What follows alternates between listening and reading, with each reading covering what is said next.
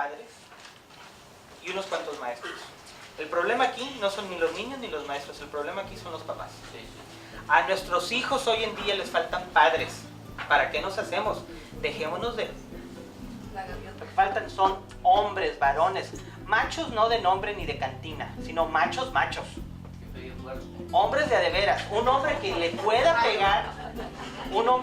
pegar con cariño al hijo cuando lo necesita, pero que también lo pueda abrazar y le pueda decir, te quiero, eres lo más importante de mi vida.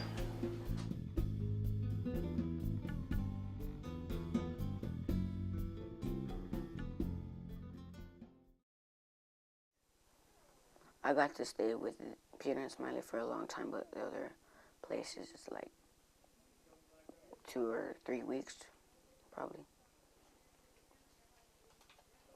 How did you feel about moving around like that? I didn't feel good at all. Did you kind of wish that you had a place to stay permanently? The longest I've stayed at a foster home was like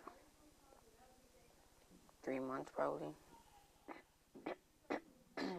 When he came into our home first, he came into respite. Respite is when the family that is the actual foster family, they need to take a vacation or they need to go somewhere out of town and they can't take the child because either the state did not grant them permission to take them or they need to do something as the actual family unit without someone else or without the foster child, so they need a temporary placement. Well, he came to our home and, under those terms, and things went really well and we attached. So tell me, how did you feel when you didn't see them again? Sad, depressed. Why? Because they were close enough as a family as I could get.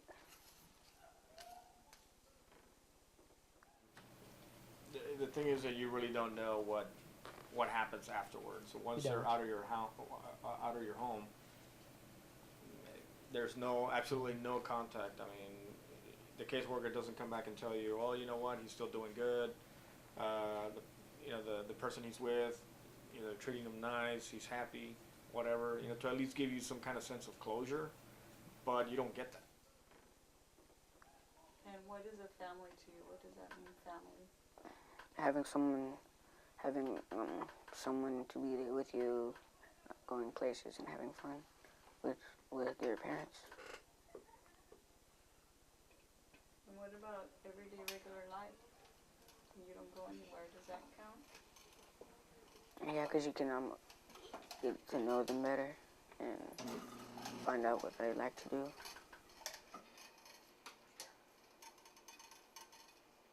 They had told us all kinds of horror stories about him, what a terrible kid he was and everything. So we were like, ready to not accept. But immediately we found out that, he was just a kid trying to please and trying to do the best that he could with a horrible set of circumstances. And then again, things were moving towards adoption. And we were on and everything. And then they told us that, no, he was going to be adopted by the grandfather, which it never happened. Well, I asked them if they could adopt me, but then they said yeah, but then I left to go to another foster home for some reason. And it actually turned out that the caseworker at the time had some issues with who we were as a family. Actually, he went on to live with some other relatives and then subsequently went and lived in other placements, ended up in a home with multiple foster kids. When I was usually in foster homes, I would always act up, and sometimes I would act up, and sometimes I would usually just sit there and just do nothing. His legs moved numbly. What would they do to him now? Okay, I tell you what, for right now, we're going to go ahead and pause, and we're going to use her marker, and we'll continue later on. Having the consistency of two wonderful parents in his life has helped him to feel safe again, to feel loved again, and then to see how that translates into him being successful and he's done an amazing job here. He's a great kid. He's likable. He enjoys his time here. He's a good student. You know, he struggles because he had some learning gaps because of his former situation in life, but he's really, really doing well. And in the process, he kept trying to find us and trying to find us.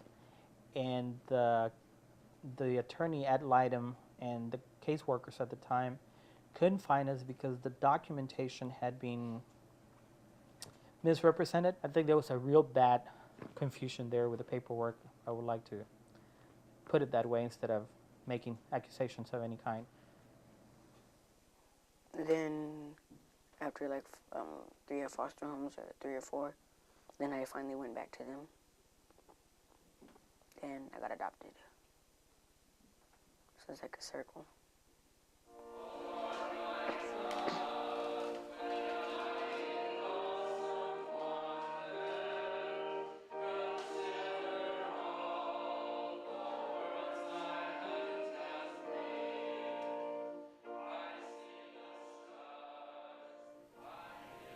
Now he's our son. He's been adopted now since November the 16th of last year, of 2006.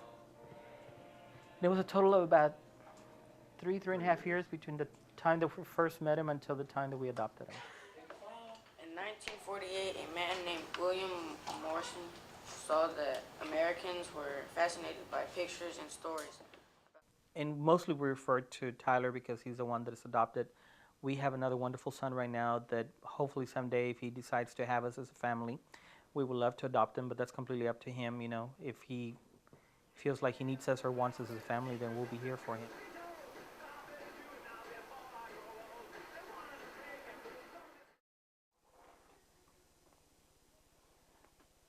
They can, my family can also be very protective and watchful.